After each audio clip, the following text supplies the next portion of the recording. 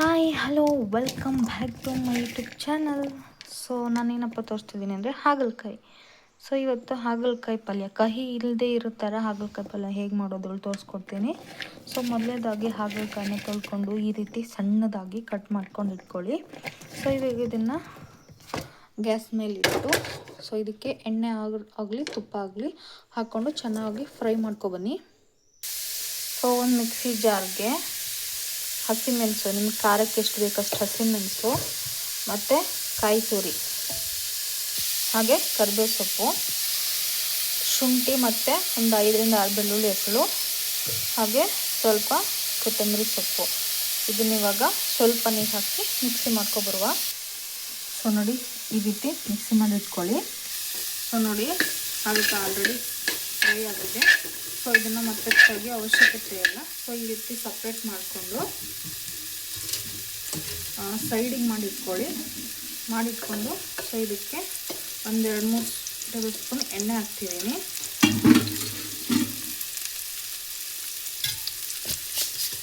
So ಇವಾಗ ಇದಕ್ಕೆ 1 spoon ಸಾಸಿವೆ, 1 ಸ್ಪೂನ್ ಜೀರಿಗೆ ಹಾಕಿದ್ದೀನಿ.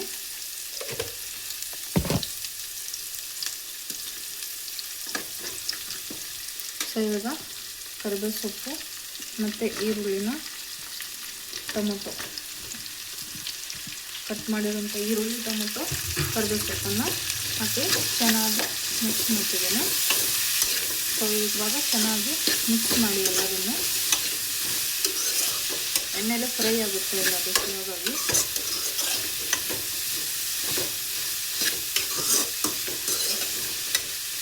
ಈ ರೀತಿ ಚೆನ್ನಾಗಿ ಮಿಕ್ಸ್ ಮಾಡ್ಕೊಳ್ಳಿ.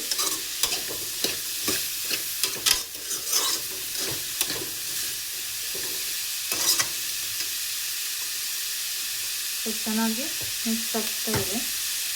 ಸೊ ಇವಾಗ ಇದಕ್ಕೆ ರುಚಿಗೆ ತಕ್ಕಷ್ಟು ಉಪ್ಪನ್ನು ಹಾಕ್ತಿದ್ದೀನಿ.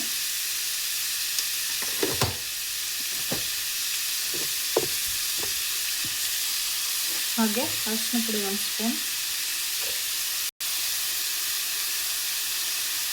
ಬೆಲ್ಲ 2-3 ಸ್ಪೂನ್ ಹಾಕ್ಕೊಳ್ಳಿ. ಸೊ ಕಹಿ ಅಂಶ ಇರುತ್ತಲ್ಲ, ಸೊ ಹಾಗಾಗಿ ಸೊ ನಾನಿಲ್ಲಿ ಜೋನಿ ಬೆಲ್ಲನ ಯೂಸ್ ಮಾಡ್ತಾ ಇರೋದ್ರಿಂದ ಜೋನಿ ಬೆಲ್ಲ ಹಾಕ್ತಾ ಇದ್ದೀನಿ.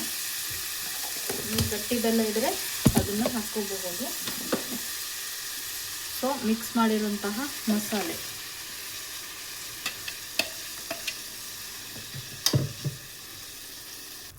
ಮಸಾಲೆನ ಹಾಕಿದ ಮೇಲೆ ಅದೇ ಮಿಕ್ಸಿ ಜಾರ್ಗೆ ಮಸಾಲೆನ ಹಾಕಿರುತ್ತಲ್ಲ, ಸೊ ಅದಕ್ಕೆ ನೀರು ಹಾಕ್ಕೊಂಡು ಸೊ ಅದನ್ನೇ ಹಾಕ್ಕೊಳ್ಳಿ ನೀರನ್ನು. ಮತ್ತು ಸಪ್ರೇಟ್ ನೀರು ಹಾಕೋದು ಬೇಡ. ಇವಾಗ ಚೆನ್ನಾಗಿ ಮಿಕ್ಸ್ ಮಾಡಿ ಒಂದ್ಸಲ.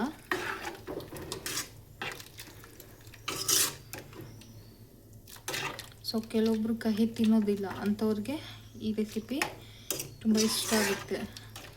ಒಂಚೂರು ಕಹಿನೇ ಇರೋದಿಲ್ಲ, ಹಾಗಾಗುತ್ತೆ.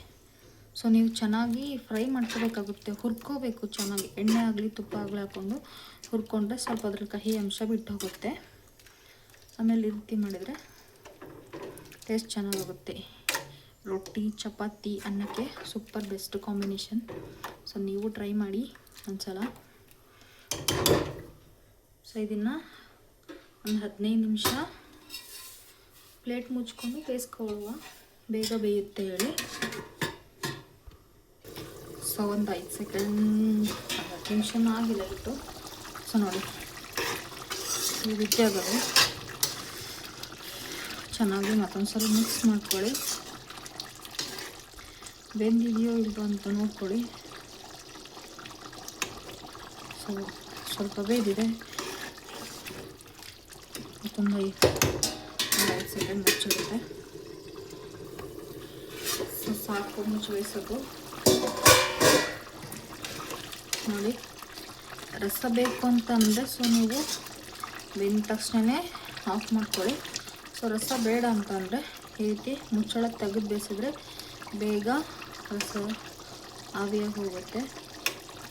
ಸೊ ಬೆಂದಿದೆಯಲ್ವ ಅಂತ ನೋಡ್ಕೊಳ್ಳೋ ಫಸ್ಟ್. ಒಂದೊಂದು ಸಾಫ್ಟ್ ಇರುತ್ತೆ, ಒಂದೊಂದು ಸೊ ಆಲ್ಮೋಸ್ಟ್ ಡನ್. ಇನ್ನೊಂದು ಸ್ವಲ್ಪ ಬೇಯಬೇಕಿದು. ಸೊ ನಾವು ಹೀಗೆ ಬೇಯಿಸ್ಬೇಕು.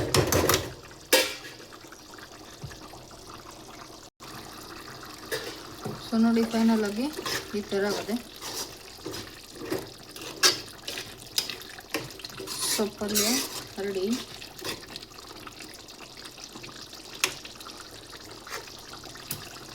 ಸಾಕು, ಇಷ್ಟಾದರೆ ಬಂದ್ ಮಾಡ್ತೀನಿ. ಸೊ ನೋಡಿ ಎಷ್ಟು ಚೆನ್ನಾಗಿ ಬಂದಿದೆ ಅಂತ ಹೇಳಿ.